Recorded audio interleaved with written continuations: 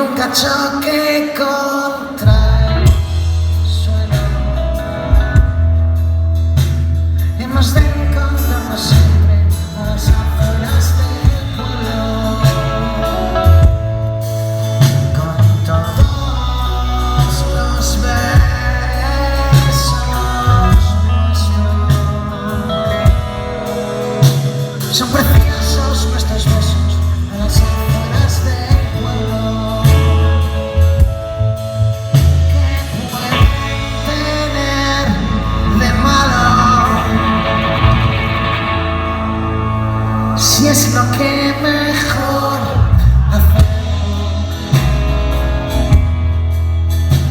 Porque han de ser escondidos los secretos y los sueños. Son preciosos nuestros besos, aunque nadie deba verlos, es lo que mejor hacemos. Para que la luna llena nunca choque contra el suelo, para que siempre podamos, conocidos, encontrarnos, alargarnos la sonrisa y sentirnos a distancia, poder burlar al tiempo. Para que la luna llena nunca choque contra el suelo.